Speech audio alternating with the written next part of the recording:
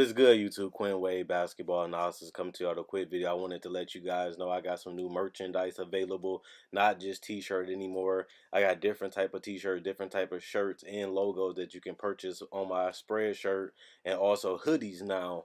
We have expanded and added more to the channel and more merchandise for the brand. Thanks for supporting. It will be in the description and the links will be in the comment section below. Thanks for helping me and supporting the movement. Quinn Wade Basketball Analysis. I'm going. What is good, YouTube? Quinn Wade Basketball Analysis coming to y'all with a quick video. We're going to talk about Donovan Mitchell, one of the most exciting players of these last 2 months. Really having a struggle meshing with Mike Conley, who a lot of us thought initially would be the perfect fit alongside Donovan Mitchell because he's a guy that can get his own shot. He's a great passer. He's a solid defender, especially for his age. And the fact that he can hit threes off the dribble or spot up. And you couldn't really make the perfect point guard for this team because he's unselfish. Mike Conley is a guy that puts teams first. He makes winning plays. He takes over when he can. And you would think that he would give Donovan Mitchell a lot of experience, a lot of knowledge, but also show him how to advance. Remember, the Memphis Grizzlies did go to a Western Conference Finals, and you can make an argument this Utah team is better than that Memphis team. And even though Mike Conley is older, they have a lot of great role players, especially after getting Jordan Clarkson. You got Joe Ingles. You also got Rudy Gobert, who's the Defensive Player of the Year. You got a guy that has averaged 20-plus points in the last 3 seasons in Donovan Mitchell on this roster. And they have a great coach that has been able to get them to the playoffs the last couple of years and even get them out of the first round. The problem is they didn't have enough talent and just didn't have enough to beat the great teams like the Houstons and the Golden States. Even though they didn't play Golden State, they played Golden State when they had Gordon Hayward, and then they ended up coming up short. And then they lost to the Houston Rockets, who has been their Achilles heel, because at the end of the day, the Utah Jazz is mostly known for their defense, and the Rockets are mostly known for their offense. Even though one season the Rockets was a great offensive and defensive team, last year not so much, and they still was able to get past the Jazz. As we know, Donovan Mitchell is one of the top shooting guards in the entire NBA. He's one of the best creators when it's come to getting to his spots, getting to the areas that he like on the court. He has really took that to another level so far in December, really feasting on anybody that guards him. He was giving buckets to Kawhi Leonard. He was giving buckets to Paul George, which he has done before when they faced Oklahoma. But this is a guy that's literally putting up 25 points per game on 48% shooting. And even though he is shooting 31% from three this month, he is getting to the free throw line, knocking it down 82%. 5.1 assists per game. The last 3 games he has had, well, you can say the last 4 games. Against Charlotte, the guy gave you 9 assists. Against Miami, he gave you 7. Against Portland, he gave you 7. And even against the Clippers, who are the favorites to win the title, he gives you 9 assists also with 30 points. And that's very good, even though he did turn the ball over at 3.1 clip. Which is not very good. We know that Donovan Mitchell is consistently trying to develop in that area to where he can take his ball handling and his playmaking game to another level, which will make a team like Utah a lot more unguardable once he start figuring out when to pass, when to score, and when to make sure you know where your teammates on the court so you can make the right play instead of just trying to force an issue or try doing too much where it end up, costing you a turnover or even making you lose the ball in general, whether it's a pass or just trying to get to the paint or just not knowing when to pass it to an open teammate. But what I will say is he's having a career high in points, 25.3.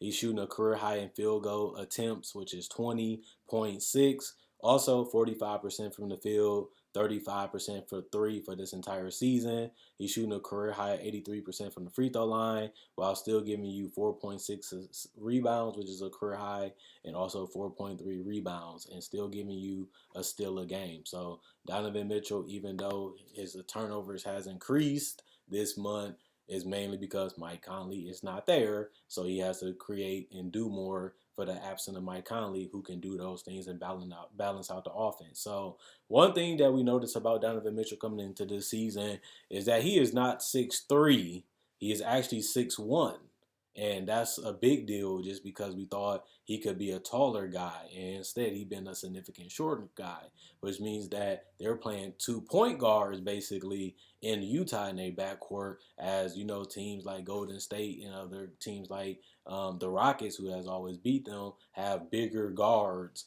than Donovan Mitchell, and they usually shoot over him with ease. And now it makes a lot more sense of why he just can't stay with the other guys. And then one thing that always hurt this Utah team too is the fact that they don't have that wing that can really take over the game. Look at Kevin Durant, the Kawhi Leonards, LeBrons. Those guys have dominated. Even if you go further back, 6'6", Kobe Bryant won 2 back-to-back. Paul Pierce was 6'7", and he was able to lead the Celtics to a championship. And even when the Warriors did win, it was Kevin Durant and Andre Iguodala who play on the wing. So they don't have that guy. And Joe Ingles has shown that he can be a great player, being a playmaker, knowing when to lob, knowing when to kick it out, knowing when to shoot the three, knowing when to put it on the ground and create something else. I feel like this team has really been figuring out how to make simple but smart and high IQ plays to pick apart defense. But the thing that's more exciting about this month for the Jazz is that we see Donovan Mitchell have that hunger in him. He has that angriness in him. He wants to close out. He wants to attack. He wants the ball. And he showed us that, but he hasn't been as efficient as he has been right now besides last year, which is showing you that he's evolving and he knows, oh, we don't got Mike Conley. I got to step my game up. I got to make sure I'm putting my team in a position to where we can win, because this may not be Gobert's team. This should be Donovan Mitchell's team. And coming into this season, a lot of people were saying that, is this the year Donovan Mitchell breaks out and become one of the top 10 players? Is this the year that he really takes the Utah Jazz to that next level? I had Utah in the top 4, top 3 coming into this season after the Mike Conley and Bojan Bogdanovic signings. And I thought that was going to make a big deal. Plus, I feel like they added a little bit more talent to their bench, and then they just did it again, adding Jordan Clarkson, who plays more than Dante Exum because he's usually injured. You get a guy that actually is productive in those minutes and can give you some shot creation and some knockdown 3-point shooting, and he's more available than Dante Exum. So I really want to see how Donovan Mitchell end this year. I think it's going to be very, very important to their success in the playoffs of how he plays with Conley and how he plays without Conley, because he's really going to have to take over this team because they struggle to score still. They have more offensive weapons. They just can't score at a will at this point. And the only guy that we know can do that outside of Conley is Donovan Mitchell for this team. And if Mike Conley isn't going, how are they going to close games? How are they going to steal games? And I think this is a big test for him, seeing is he really ready to take that next leap. He's been showing it the last couple weeks, or you can say this last month, but can he do this in the playoffs? We've seen him do it against OKC, but he struggled against elite competition, and that's where everybody had the Utah Jazz at this season. We feel like they have enough that if they in the matchup and Donovan Mitchell takes over and Donovan Mitchell goes berserk, they can beat anybody in the West. And it's not just because of Donovan Mitchell, it's because of the upgraded talent around Donovan Mitchell that really gives us that heebie-jeebies that this team could be scary. And at the end of the day, I really want to see what happens with this team, just because I did have them as a championship contender.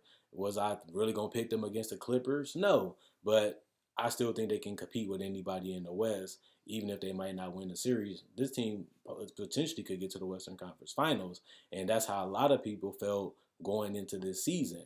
Now a lot of people are saying the Jazz, they're pretenders, or they ain't as good as we thought they would be, even though they are above, significantly above 500, and they have been that way all season. And they still finding out a way to win without Conley, even if it's against teams like the Clippers, who actually did have Kawhi Leonard available. They just beat Portland, who is really trying to get their team right so they can cling on to that playoff spot. But they also beat the feisty teams like Charlotte, like Orlando, and they also was able to compete with teams like Philly and Toronto, even though they didn't win those games. They came out the right way, just got blew out because they just struggled to score. So I really want to see how this Utah team is going to be. I really want to see can they take that next step as a unit so that way we can really see if this team is what we believe that they would be. So far, they've been great. They just haven't been elite. And I think that Donovan Mitchell hasn't done that just yet, but he's on that level this month. And at the end of the day, if this team is in the playoffs, I think they're going to have to pick somebody, hopefully this year, to finally represent Utah in the playoffs in the Western Conference, especially if they continue to win games like this. And if you had to pick one, 25 points, 4 rebounds, 4 assists, it might be Donovan Mitchell. And if it is, they finally will have a guy going to the All-Star game, especially since they've been one of the best teams in the West the last 3 seasons with Donovan Mitchell, and he's having a career high in areas, maybe that will push him enough. And another thing, people is recency bias. So he's stepping up at the right time. Mike Conley goes down, and you're stepping up your play when All Star is on his way, and you're doing it going into January. And if he can keep this up and keep winning these games, Donovan Mitchell should be headed to his first All Star game, and that would be a huge shock. But people would love to see it, especially if Utah continues the pace that they've been on all season, which is great. But let's see what happens in January. Let's see what happens in February. And let's see if they can find a way to make Mike Conley and Donovan Mitchell coincide with each other and really get the best out of each other, but also defend a lot better on a perimeter. Even though they is a little undersized, the feistiness and the competitiveness can always make a great difference. So as we know, all we can do is wait and see. But let me know what you guys think. Do you think Donovan Mitchell is an all-star this year? Do you think Donovan Mitchell is elite this year? Do you think Donovan Mitchell can be even better? Or do you think he's going to cap out around that 27, 25 range and never get to them high 28, 29, 30 plus points? Or do you feel like Donovan Mitchell just needs to improve his decision making and his playmaking, and that will take his game to the level that they need? Or do you think, like we thought this year, upgrading to a modern offense, upgrading to a team that can get up and down a little bit, a team that can break down defenses and kick it out to shooters and still have that interior wall and Rudy Gobert as a rebounder, as a rim protector in that center spot with all shooting around him? And you can play a little pick and roll with them, but you also can do a lot of isolation and allow him to stay in the dunker spot. But you still do have those shooters like Conley, like Bogdanovich, like Mitchell, who, like I said, is shooting 35% from three, which is good. And he just keeps continuing to play well. So let me know what you guys think about the Jazz. Let me know what you guys think about Donovan Mitchell. And let me know if you think he can be a superstar. People are waiting and waiting and waiting. When is he going to turn into a legitimate? If everybody questioning it and doubting it or uncertain about it, that means he hasn't done it yet. But if he does, this season will be perfect because the Lakers rely a lot on AD and LeBron. And the Clippers, they are deep and they are tough, but they always have health problems, even outside of Kawhi Leonard. So they can have that opening. Will they be able to take advantage of it going towards the playoffs, moving up in the rankings before they down right now? Can they move up to the top four, top three, or will they stay where they at, which is great? Or is they going to be a better playoff team because they can do slow and ugly and they can coach? I mean, Quinn Snyder can coach and get his team good baskets when it's ugly, but will they be able to beat the better teams like the Denver, like the Rockets, like the Clippers, and the Lakers? Will they be able to beat them and make a run to the Western Conference Finals like most of us thought that they could? We don't know. We have to wait and see, but it's exciting to see it play out, especially when you see Donovan Mitchell doing work, especially in the fourth quarter without Mike Conley. Just imagine if Mike Conley was hitting this year, this team would be on another level. Maybe they could compete with the Lakers and Clippers if Mike Conley can go back to what he did in Memphis and tweak his game a little bit more to fit this Utah team, which is all about being a teammate, all about being a championship player. And we're going to see if they can coexist and play the well together and get the best out of each other, but also, elevate this team to a higher level. And that's what it all comes down to at the end of the day. Well, let me know what you guys think about the Jazz in the comment section below. Quinn Wade, I'm gone. Like this video, check out my older videos on my channel. I have many playlists. I break down rookies, I break down players, I break down summer league. I do cover the draft, and I got a mock draft up already.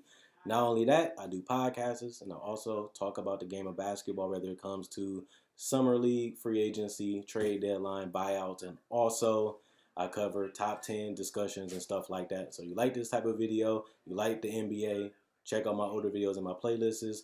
I enjoy making these videos. You guys enjoy watching.